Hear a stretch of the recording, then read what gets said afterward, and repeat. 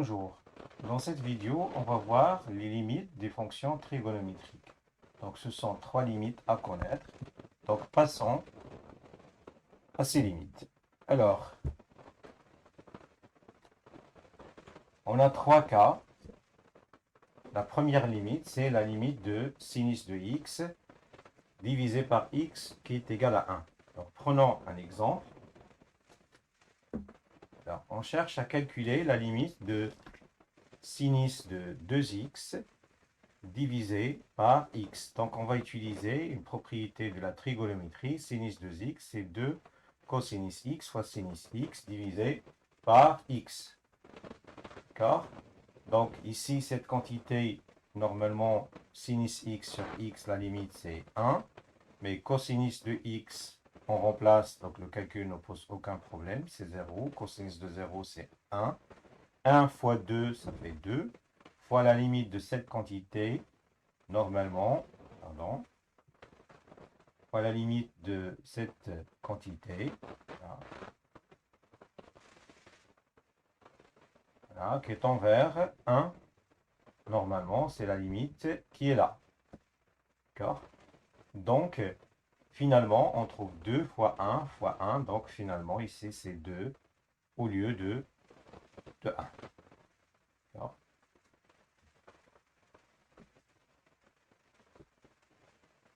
On passe maintenant aux deuxième limite trigonométrique, c'est la limite de tangente x sur x, lorsque x tend vers 0, elle vaut 1.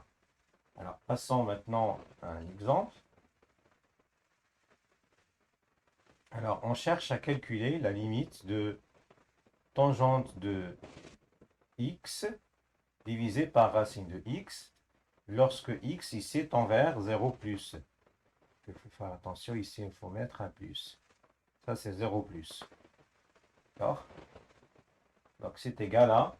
Donc il faut faire attention puisque normalement la fonction racine de x n'est définie que pour x supérieur ou égal à 0. Donc la limite, forcément, elle est à droite de 0.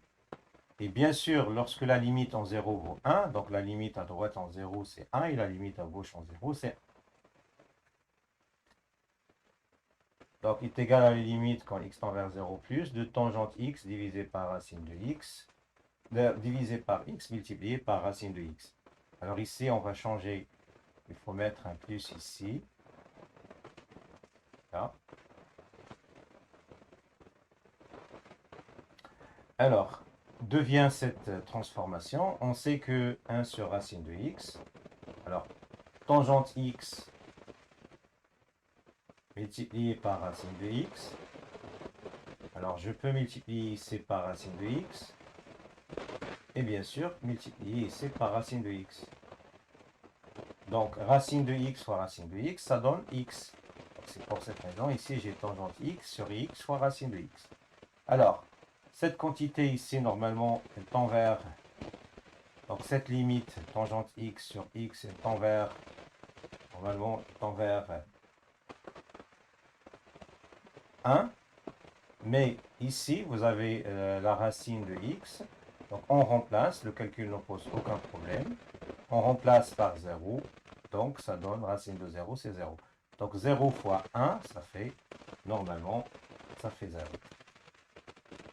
Alors on passe maintenant aux dernières limites trigonométriques, qui est la limite de 1 moins cosinus de x divisé par x carré, qui vaut 1 demi.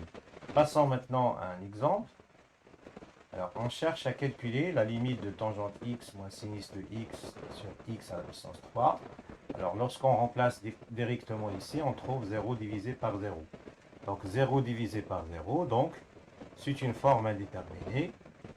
Donc, on ne peut pas calculer la limite directement. Donc, on va penser à utiliser les limites trigonométriques qu'on a ici. Alors, petite remarque ici, tangente x, normalement, c'est sinus de x sur cosinus de x. Donc, on peut écrire sinus en fonction de cosinus. Donc, sinus de x, c'est égal à tangente de x fois cosinus de x. D'accord? Donc, on remplace ici le sinus x par tangente x fois cosinus de x. Donc ça va donner la transformation suivante.